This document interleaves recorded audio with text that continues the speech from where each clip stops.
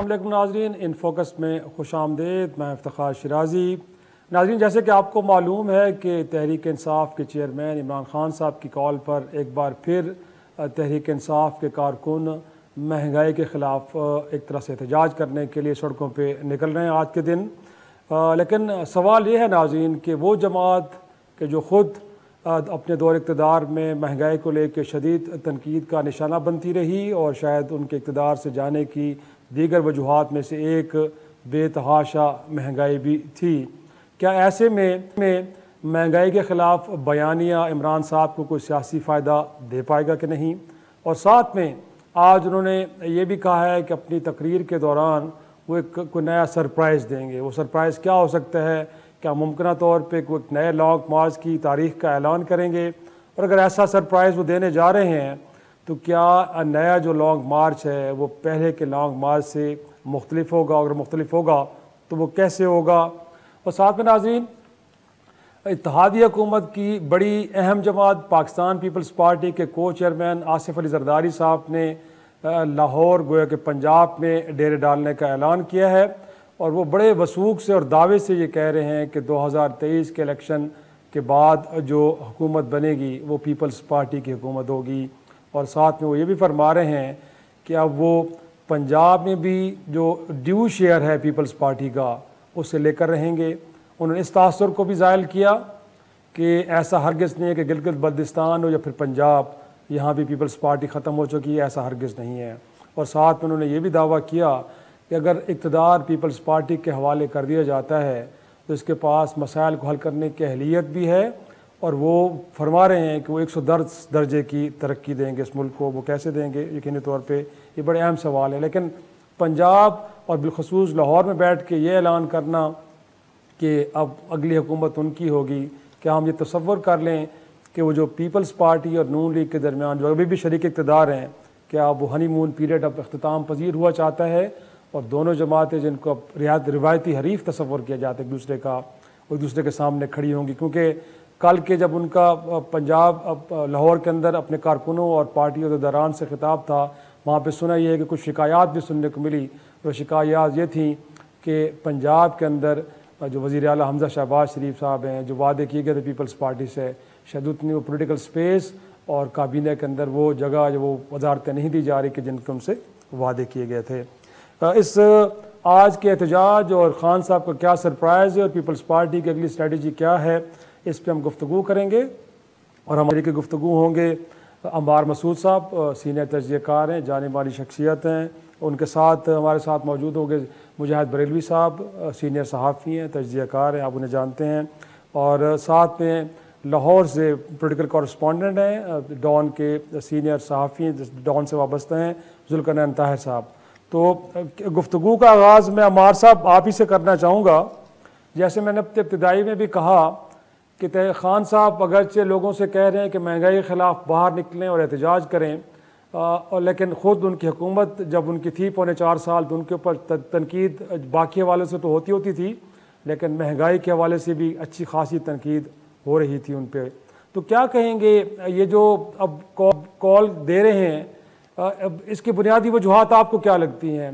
Politically तौर पे relevant रहने के लिए, या उनको लगता है कि नहीं अवाम बड़ी मुश्किल में है और अवाम हुकूमत पे दबाव डालने के लिए इससे बेहतर तरीका कोई हो नहीं सकता कि लोगों को सड़कों पे लाया जाए?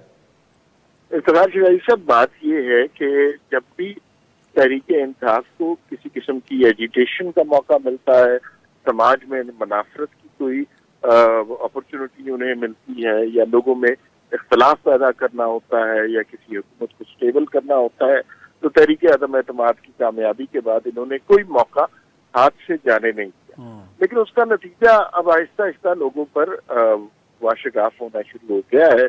और शुरू में इमरान खान के साथ और वो जो उन्होंने फौरी तौर पे एक नैरेटिव डेवलप किया था आलमी साजिश वाला, उसके लिए लोग निकले।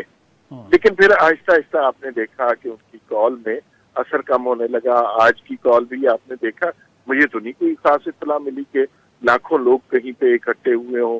क्या ये 400-600 1000 2000 होंगे और उसको ये बड़ा कर करके फोटोशॉप करके दिखाएंगे। दूसरी बात ये है कि तहरीक इंसाफ का महंगाई के बारे में एहतजाज करना इससे बड़ा लतीफा तो हो ही नहीं सकता। इस हुकूमत के दौर में हमने देखा कि मईशत के साथ वो तबाही हुई, वो बदहाली हुई, हर शय की कीमत जो है वो किस हद तक बढ़ गई है और सारा पाकिस्तान बड़ी मुश्किल में रहा। ये बात बिल्कुल माननी चाहिए कि इस हुकूमत के आने के बाद महंगाई कम नहीं हुई, बढ़ी है। लेकिन आम आदमी को ये अंदाजा है कि कोई भी मुल्क 6 हफ्ते में ना खराब हो सकता है ना ठीक हो सकता है। तो वो मतलब उन्हें इस बात का इदराक है कि इस हुकूमत के पास थोड़ी देर के लिए ये लग्जरी जरूर मौजूद है, जिसमें ये कह सकते हैं कि एक IMF का मुआहदा हुआ था और उसके जरिए जो है ये सारी शिकें भरी गई और उसकी वजह से महंगाई हो रही है। लेकिन ये ज्यादा देर चलेगा नहीं, इनको हालात ठीक करने पड़ेंगे। ना ठीक किए तो फिर इनकी अपनी सियासत जद पर आएगी। सही सही। हमारे साथ मुजाहिद बरेलवी साहब भी हैं। मुजाहिद साहब, क्या कहेंगे आप? जैसे हमारे साहब भी क्या ऐसी जमात के जिनके अपने दौर इक़्तिदार में महंगाई रही हो, उस जमात को तो कम से कम इस स्लोगन के साथ सड़कों पे नहीं आना चाहिए। लेकिन आपको क्या लगता है, खान साहब बुनियादी तौर पे जो पब्लिक सेंटिमेंट्स है उनके साथ खेल रहे हैं क्योंकि लोग परेशान तो हैं, मैं दौर में भी पहले से बढ़ चुकी है, या उनको लगता है कि नहीं, बहरहाल एक जेन्युइन प्रॉब्लम है और इसको लेके सड़कों पे आना चाहिए और इसके नतीजे में वो हुकूमत वक्त के लिए वो मुश्किलात भी पैदा कर सकते हैं और जो उनका अल्टीमेट गोल है गोया के अर्ली इलेक्शन की तरफ जाना, शायद उसको भी अचीव कर पाएँ। क्या लगता है आपको सर, इसके पीछे स्ट्रैटेजी क्या है खान साहब की? एक तो शिराजी, अब इसी बात को उस तरह भी कहा जा सकता है कि जब हुकूमती तर्जुमान ये कहें कि जनाब सारी महंगाई जो है वो इमरान खान की वजह से थी, तो चले इमरान खान चले गए तो अब कम क्यों नहीं हुई? इमरान खान ने तो 3 हफ्ते में 60 रुपए डॉलर के नहीं बढ़ाए ना। मैं कोई जस्टिफाई नहीं कर रहा, तो इन्होंने भी कोई जो डॉलर को जो है वो नीचे तो नहीं ला सके ना। गालिबन आप ही के मैं डॉन में पढ़ रहा था कि 9 दिन में जो है गालिबन कोई 17 रुपए ज्यादा हुए। तो जो ये दो हुकूमत के तर्जुमान तमाम कोरस की शक्ल में अगर ये जस्टिफाई कर रहे हैं कि सारा इमरान खान का कसूर है, तो भाई ठीक है। और फिर दूसरे ये कि फिर आपने इमरान खान को हटाया किस तरीके से? ये बात अभी तक इसलिए नहीं हो रही जो कि जिस मैनिपुलेट करके जिस तरीके से ये इनको बिठाला गया है। यानी एक सादा आदमी भी समझ सकता है कि भाई ये मैंडेट जो है वो इनका नहीं है, नवाज शरीफ का या पीपल्स पार्टी का। आपको तो चौधरी साहब जरदारी 2 वहां से पकड़ लाए, एक बेचारे अली वजीर को जेल से निकाला, वापस जेल में डाल दिया, एक को दुबई से जेल से लेके आए, 5 भाइयों को पकड़ लिया आपने, एक बुकटी को लिया, 2 मैंगल लिए, एक भूटानी को लिया। इस तरह तो आपने पूरे किए हैं और 2 रुकन अभी पर आपकी गवर्नमेंट खड़ी है और आप डिसीजन ले रहे हैं कि हम 1.5 साल के लिए हुकूमत में। मैं ये मानता हूँ कि इमरान खान जिस तरीके से मैंडेट खो चुके थे और उन्हें नई इलेक्शन की तरफ जाना था, अगर वो माशी तौर पर सियासी तौर पर फेल हो गए थे, जिस दिन उनके खिलाफ जिस दिन 30 लोग सिलाऊ में बैठ गए थे, उन्हें गवर्नमेंट छोड़ देनी थी। इसी तरीके से इन्हें तरीके के बाद इन्हें 1.5 साल के लिए मैंडेट नहीं मिला है। ये मैंडेट ये बैसाखियां जिन्होंने बैसाखियां इमरान खान को दी थी, उन्होंने बैसाखियां इनको दे दी और अब इन्हें फैसले मुश्किल करने पड़े। और ये भी मैं बता दूं शिराजी साहब, ये नवंबर वाला मामला नहीं है, बल्कि ये 1.5 साल वाला भी मामला नहीं है। ये चाहते हैं कि हम कम से कम, और शायद मैंने कहीं कि ये 1 साल और लें ताकि सब माशी तौर पर जब बिल्कुल ठीक ठाक हो जाए तो उसके बाद इलेक्शन कराएं। मैं तो यहाँ तक जाके कहूंगा। अच्छा, आपके ख्याल में अच्छा, आपके ख्याल में ये भी कुछ सोच चल रही है और इस हवाले से भी कुछ बातें हो रही हैं। लेकिन अमार साहब, इनफैक्ट मैं यही नुकता आपकी तरफ लेके आऊँगा कि जब ये 9 जमातें जिस वक्त इक़्तिदार में बैठी हैं, सड़कों पे जब थीं, तो महंगाई को लेके खान साहब पे तनकीद यही हो रही थी कि ये हुकूमत तो इस मुल्क की सलामती के लिए बहुत बड़ा ख़तरा बन चुकी है। उनको लग रहा था कि शायद ये हमारी इकॉनमी कोलैप्स करने जा रही है और उनके पास को लगता है कि नुस्ख़ा कीमिया है जिसके नतीजे में इस मुल्क की हालत को वो बदल देंगे। लेकिन अब ये आर्गूमेंट देना कि क्योंकि माजी की हुकूमत ने IMF के साथ एक ऐसा मुआहदा किया है जिसके ऊपर अमल दरामद करना मजबूरी है, उसके नतीजे में जो है वो महंगाई भी होगी, लिहाजा वो हेल्पलेस है, कुछ भी नहीं कर सकते। तो सर वो 3 टर्म्स के जो एक्सपीरियंस है, उनके पास बड़े बड़े तगड़े लोग बैठे हैं जो मामलात को सुलझाने की अहलियत रखते हैं, तो कम से कम आर्गूमेंट तो अपना ठीक करे ना। ये तो कोई आर्गूमेंट नहीं है, कम से कम इसको तो कोई बाय नहीं करेगा ना कि माजी में हुकूमत ने गलतियाँ की, अब सब उसको भुगते। नहीं, ये आर्गूमेंट पाकिस्तान की सियासत में बड़ा वैलिड आर्गूमेंट है कि माजी में हुकूमतों ने क्या किया। इमरान खान ने 4.25 साल जो मईशत की तबाही की, उसके बाद उनके पास क्या आर्गूमेंट था? यही आर्गुमेंट था ना कि खा गए, लूट गए आसिफ जरदारी, नवाज शरीफ। इसके अलावा कोई आर्गुमेंट उन्होंने पेश किया? प्लस उनको मुस्बत रिपोर्टिंग का भी हौसला था, आपको बिल्कुल याद होगा। तो अभी 6 हफ्ते गुजरे हैं और मैं इस हुकूमत की जो तरफ से महंगाई हुई है उसको बिल्कुल जस्टिफाई नहीं कर रहा।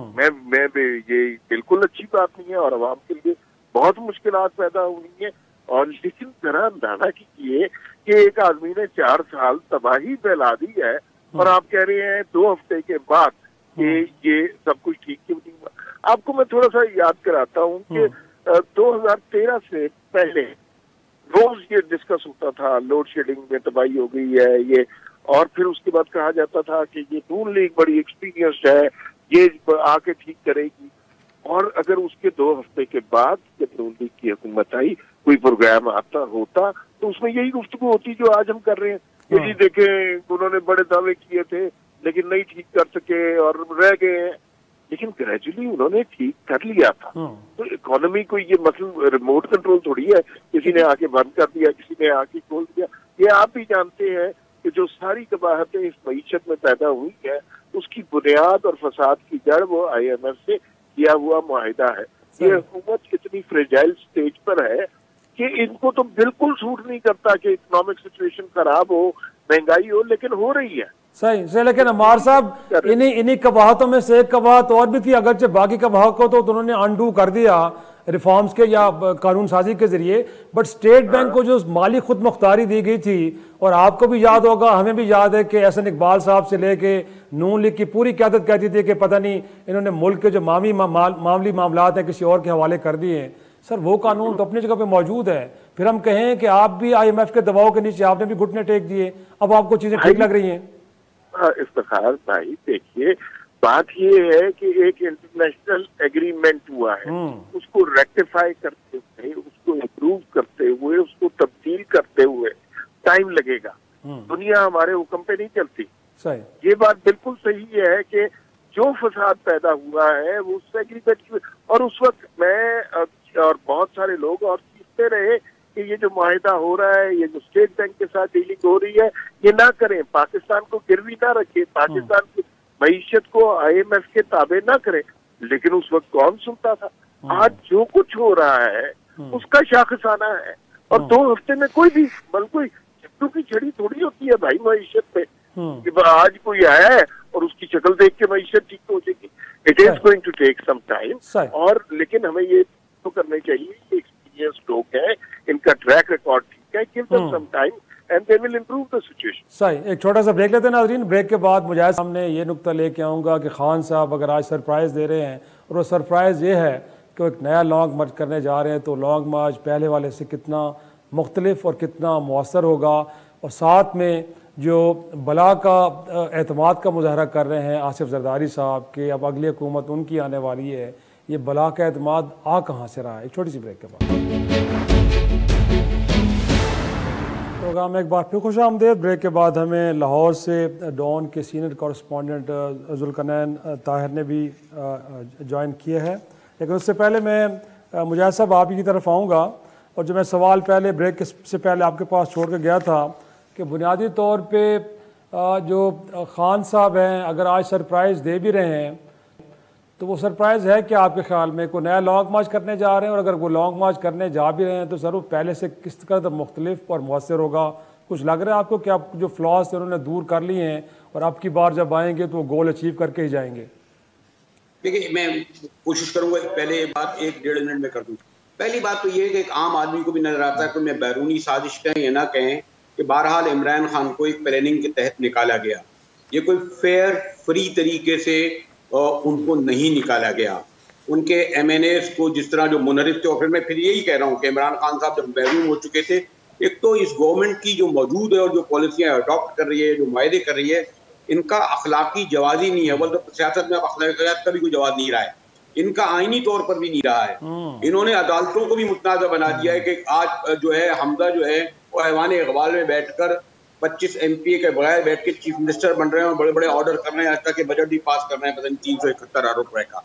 तो ये जितने भी जो कुछ कर रहे हैं पिछले और ये आइंदा करेंगे, और मैंने कहा मजीद ये जो IMF से जो मुआहिदा करके आए हैं कि जनाब हम अभी 300 रुपए, खुद ही मरियम नवाज ने कहा हम 300 रुपए ले आएंगे पेट्रोल, और भी बाकी चीजों पे जो मुआहदा करके आए हैं। तो इनका ये जो महंगाई के हवाले से आपको अपना ये बयानिया तो खत्म कर देना चाहिए ना कम से कम मुस्लिम लीग नून को और पीपल्स पार्टी को, कि महंगाई जो थी वो इमरान खान की वजह से थी। अब ये तस्लीम कर लेना चाहिए कि महंगाई एक रियलिटी थी, बाहर के प्रेशर थे। जब आप 450 मिलियन की चाय पियेंगे और $2 अरब के जो है आप मोबाइल फोन मंगवाएंगे और पता नहीं क्या क्या करेंगे, जो इस कौम में आदत में पड़ गया है, उसमें इस मुल्क के आवाम भी कम जिम्मेदार नहीं है। एक तो फिर मैं ये कह रहा हूँ कि आज ये गवर्नमेंट अगर माजी की हुकूमत कर रही है तो फिर लोगों को फैसला करने दीजिए। और जैसे मैंने कहा, आपके पास अखलाकी, आईनी तौर पर, कानूनी तौर पर जवाब नहीं, ये आपकी गवर्नमेंट नहीं है। ये वो मैंने फिर कहा कि ये वो जो बैसाखियां हैं जिन्होंने इमरान खान को दी थी, जो उन्होंने उनसे छीनी, इन्हें बैसाखियां दी, ये इस गवर्नमेंट को जस्टिफाई नहीं कर सकते जो 2 वोटों पे खड़ी है। और ये 2 वोट वो हैं जो जरदारी साहब चौधरी शुजात से उनके बेटों को लेके आए थे। ऐसा है या नहीं शिराजी साहब? ये जो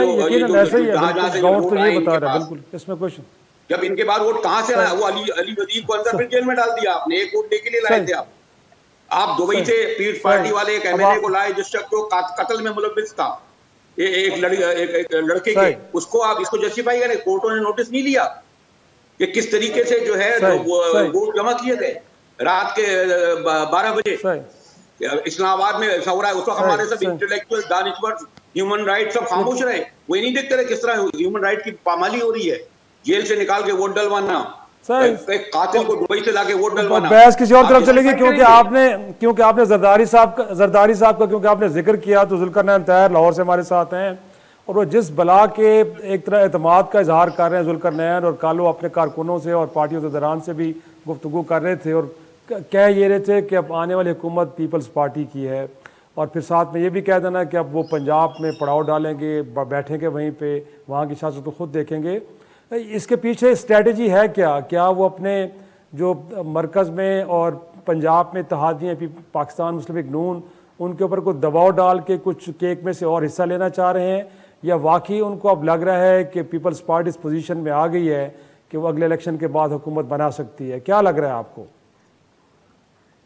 शराब को ना 2-3 तरह से देखने की जरूरत है। फर्स्ट ये है कि जो जरदारी साहब की ये स्टेटमेंट है कल, जो वो बिल्कुल उससे हटके है जो इससे पहले अलायंस 9 पार्टी अलायंस में वो कह रहे थे कि जी हम आगे चलेंगे, इकट्ठे चलेंगे, जनरल इलेक्शन में हम इकट्ठे जाएंगे। और हमें खबरें भी मिली कि जब बिलावल साहब मिले जाके नवाज शरीफ साहब से लंदन में, तो कहा जी कि शायद 26 सीटें या 30 सीटों पे कोई मामला तय हो गया। शाह महमूद कुरैशी साहब इस पर काफी बातें करते रहे।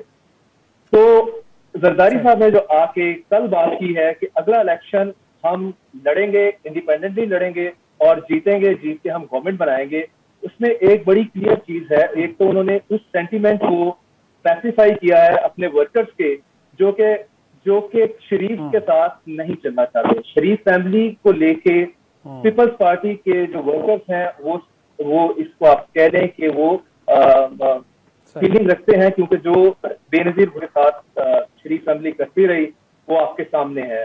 तो किसी भी मेरी कई पीपल्स पार्टी के वर्कर्स से बात हुई है, इवन लीडर से बात हुई है, वो कहते हैं कि ये सेंटीमेंट प्रवेल कर रहा है through out here in Punjab specially, कि जी हमने इनमें नहीं चाहना, इनके साथ आप कोई सीट एडजस्टमेंट, अगला इलेक्शन हमने नहीं लड़ना। एक ये चीज तो बिल्कुल क्लियर है। और अगला प्रॉब्लम जो आ रहा है राइट नाउ, जो फेस कर रही है पीएमएल नून पीपल्स पार्टी, वो है जो डिसिडेंट जो मुनरिफ अरकान है। 20 इस पे इलेक्शन होने जा रहा है जुलाई 17 को। इसमें सबसे बड़ा प्रॉब्लम जो आ रहा है वो ये है कि पीपल्स पार्टी का जो वर्कर है, स्पेशली अगर हम साउथ की बात करें, क्योंकि साउथ में उनका वोट बैंक है। इवन हम लाहौर की ही बात कर लें, जो चौहान साहब हैं, जो पीटीआई के मुनरिफ सेकंड नेम ही आ रहा है अभी, नेम उनका बोला हुआ है, जो शहजाद अकबर साहब के हवाले से भी उन्होंने बात की थी, बाद में वो विड्रॉ कर ली थी उन्होंने। तो वो वहां पे पीपल्स पार्टी वाले कहते हैं कि हमारा 20,000 वोट है, जो कि पड़ा था पीछे असलम गिल साहब को, वो नेशनल असेंबली की सीट लड़ी थी उन्होंने। तो इस जो ये कॉन्स्टिट्यूएंसी प्रोविंशियल है, ये फॉल कर रही थी। तो 20,000 में वो कह रहे हैं कि हमारा अगर इनको इसका 10% भी मिल जाए तो बड़ी बात हो। वजह कोई उनके साथ चलने के लिए तैयार नहीं है कि एक बैनर के नीचे आप पीपल्स पार्टी और नून लीग के उसको वर्कर को इकट्ठा कर सकें। तो आपने अगर पिछला इलेक्शन 2018 में भी आपने देखा होगा कि आपका पीपल्स पार्टी, आपके राजा रियाज साहब हैं, जियाले थे, लेकिन पीटीआई के साथ जाने के लिए वो कंफर्टेबल थे। लेकिन नून लीग के साथ प्रॉब्लम है इनका, इलेक्टेबल्स को मूव कर जाते हैं। तो ये दो मेजर इश्यूज हैं राइट नाउ। सही पॉइंट टेकन जी। थोड़ी सी ब्रेक के लिए मुझे कहा जा रहा है, ब्रेक के बाद आएंगे। अमार मसूद के सामने ये नुक्ता रखेंगे कि अगर पीपल्स पार्टी ने अब बड़ी एक एग्रेसिव सियासत करने का फैसला कर लिया बिलखुसूस पंजाब में, तो फिर उनकी इत्तेहादी और माजी की रिवायती हरीफ नून लीग कैसे रिएक्ट करेगी। एक छोटी सी ब्रेक के बाद प्रोग्राम में एक बार फिर खुश आमदेद। अमार साहब आपकी तरफ आऊँगा। क्या कहेंगे जो जरदारी साहब लाहौर में बैठे ऐलानात कर रहे हैं, एक तो आने वाली हुकूमत उनकी है, फिर वो चाह रहे हैं कि पंजाब के अंदर भी जो उनका ड्यू शेयर है उसको भी वो हासिल करके रहेंगे। तो पीपल्स पार्टी और नून लीग इस वक्त शरीक इक़्तिदार है, अगरचे दूसरी बार है, इससे पहले 2008 में भी एक्सपीरियंस हो चुका है। लेकिन लगता ये है कि पहले भी जो तजर्बा था वो नाकाम हुआ और अब की बार भी जो एक मिसट्रस्ट का एलिमेंट है बहरहाल कहीं ना कहीं तो लगता है मौजूद है।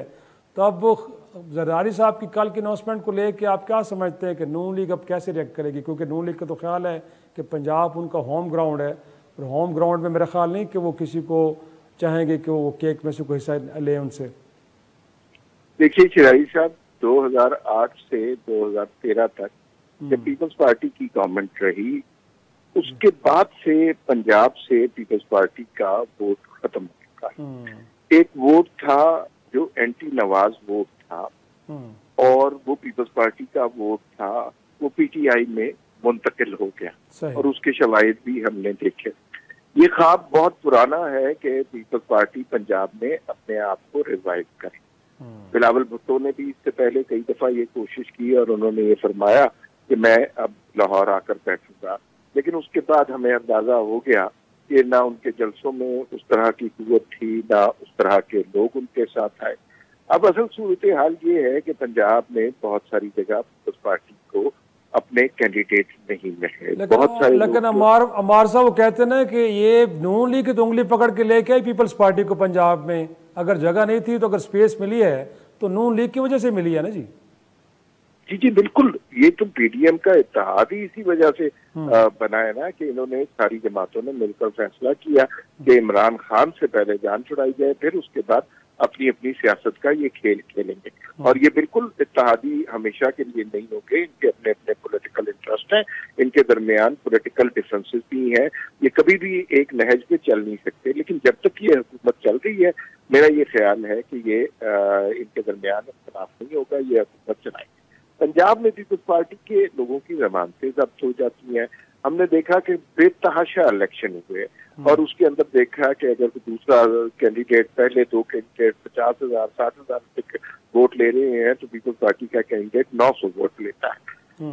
साउथ में कुछ सीटें हैं, लेकिन वो सीटें बुनियादी तौर पर पीपल्स पार्टी की नहीं, वो इलेक्टेबल्स की सीटें हैं। और इलेक्टेबल्स हम सारे जानते हैं कि वो हवा का रुख देखते हैं, वो कभी पीपल्स पार्टी में शामिल हो जाते हैं, कभी पीटीआई में शामिल हो जाते हैं, कभी मुस्लिम लीग नून में शामिल हो जाते हैं।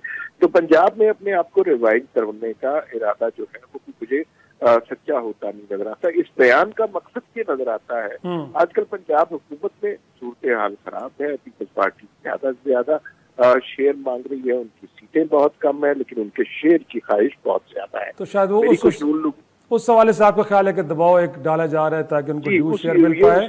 लेकिन जी मुजाहिद साहब इनफैक्ट अगरचे वो कह रहे हैं कि इसके पीछे बुनियादी तौर पर हिकमत अमली तो यही है कि जो वहाँ पे ड्यू शेयर उनको मिलना चाहिए।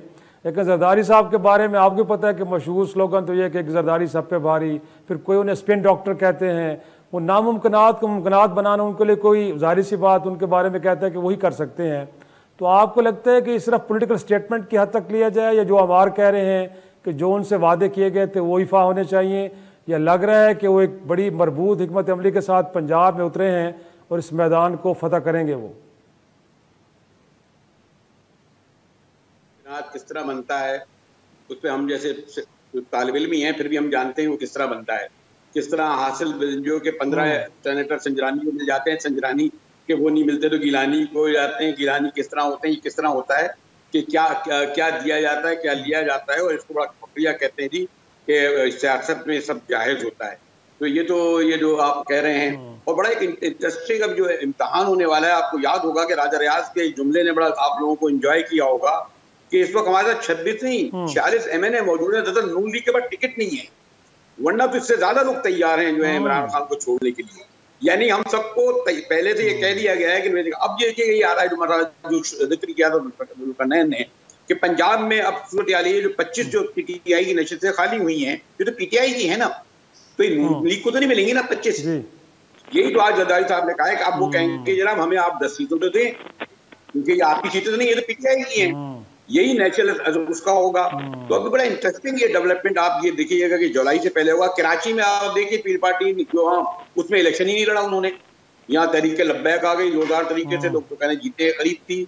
तो ये जो अभी अब जो नया अखाड़ा बनने जा रहा है, और इसके लिए जरदारी साहब ने बहुत ही मुहतात अल्फाज में पैगाम दे दिया है कि मैं गुलबर्ग आके बैठ जाऊँ, लोगों को बहरिया टाउन आने में मुश्किल होती थी, तो वो इस जो है 25 में से मैं नहीं समझता कि 8-9 MPA अगर नहीं भी लेंगे तो उनके कैंडिडेट जरूर खड़े होंगे।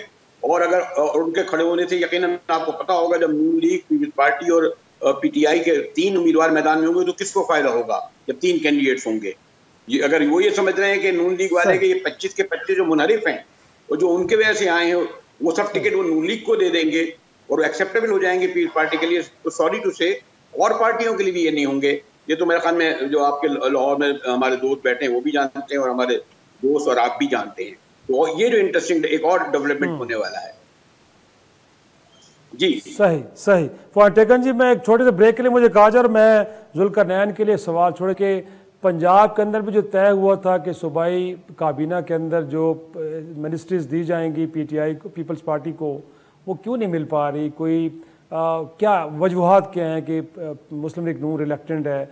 और अगर इसके ऊपर इसी तरह रहती है रिलेक्टेंसी की एक तरह से कैफियत बरकरार, तो पीपल्स पार्टी क्या इसे लार्जर इंटरेस्ट में बर्दाश्त कर लेगी या फिर ये नुक्ता इख्तलाफ हो सकता है और इसके बाद हम समझें कि शायद जिस वक्त हुकूमत बनी है मरकज़ में पंजाब में, इसमें हमें एक इंतशार और एक बेचैनी की कैफियत नजर आएगी। छोटी सी ब्रेक के बाद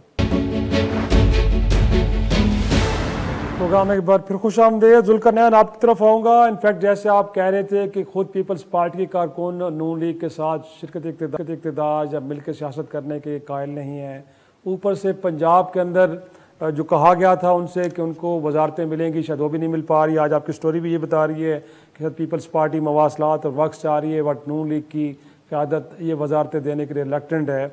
तो फिर क्या होगा? क्या गोया कि हम क्या समझें, क्या जरदारी साहब अपने सियासी तदब्बर के ज़रिए अपने कारकुनों को समझाएंगे कि लार्जर इंटरेस्ट में खामोश रहा जाए, अगर ये नहीं भी मिलता हिस्सा तो उसे रहने दें, या फिर हम समझें कि जो ये कोलिशन गवर्नमेंट बनी है इसमें ये इख्तलाफात का नुक्ता आगाज़ हो सकता है, इस तरह के इख्तलाफात?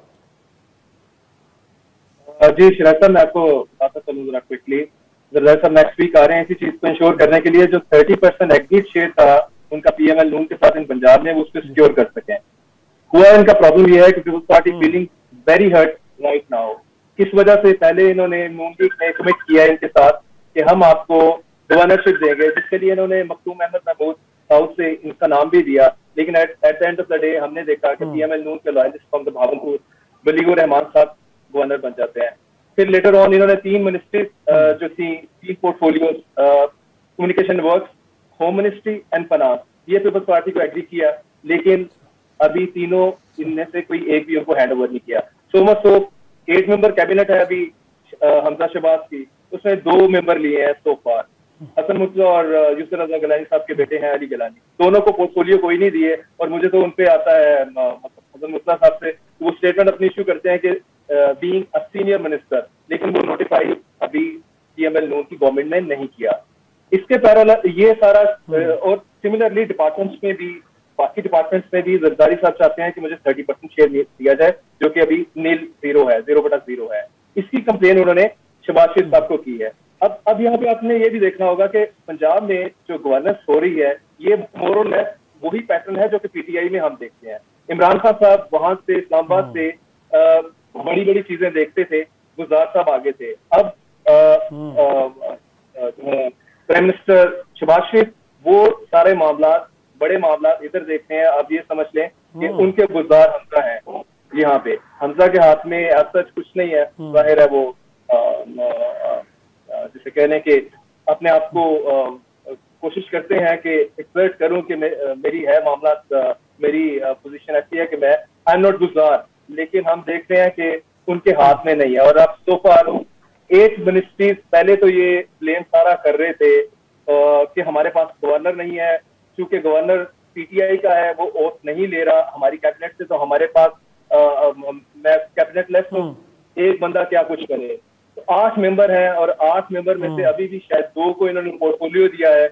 अता तारड़ उसको होम मिनिस्ट्री दी है, मलिक अहमद को इन्होंने लॉ मिनिस्ट्री दी है। बाकी 6 मिनिस्टर जो है वो इधर उधर देख रहे होते हैं जब अगर कोई कैबिनेट मीटिंग होती भी है, तो ये अभी एक्सटेंड ही नहीं कर पा रहे। तो ये देख रहे हैं कि हमें यकीन जुल्फिकार बिल्कुल सही कह रहे हैं। जब मामलात मरकज से एड्रेस होंगे तो फिर यही होगा, और मरकज में भी सूरत हाल है कि कई मिनिस्टर्स ऐसे हैं कि जो वजीर बहमहकमा हैं। लेकिन मेरे पास वक्त ख़त्म हो रहे, तो मैं चाहूँगा कि मैं अम्बार आपसे भी इनपुट और मुजाहिद साहब से भी क्विकली, कि जब इत्तेहादियों के गिले भी मौजूद है अपनी जगह पे, और जी जी जी जी जी जी मुकम्मल करें अपने आर्गूमेंट। जी जी जी सिर्फ एक चीज, आप पंजाब में आप ये देखिएगा कि अब अगली जो जरदारी साहब ने कल एक और बात की है कि पंजाब में मरियम के मुकाबले में आसपा आएगी, और देखिएगा फिर जिस तरह मरियम बीबी क्राउड पुलर है तो आसपा भी क्राउड पुलर होगी, और पीपल्स पार्टी को रिवाइव करने में आसपा हेल्प करेगी। That is the big news in that sense कि अगले आगे हम बिलावल को पंजाब में उस तरह से एक्टिव नहीं देखेंगे जिस तरह आसपा को देखेंगे। सही सही। मेरे पास क्योंकि वक्त ख़त्म हो गया, वरना मैं चाह रहा था कि बाकी मेहमानों को भी लास्ट कमेंट्स लिए जाए। ऐसे में कि जब इत्तेहादी भी नाराज़ हैं और अनपॉपुलर फैसले करने के बावजूद भी माशी हालात नहीं हल हो रहे, तो क्या इस इत्तेहादी हुकूमत को इलेक्शन की तरफ जाना चाहिए या और गैर मकबूल फैसले करके 2023 तक कंटिन्यू करना चाहिए? अब देखते हैं नाज़रीन क्या होता है। आज के लिए इतना ही, इजाज़त दीजिए, खुदा हाफ़िज़।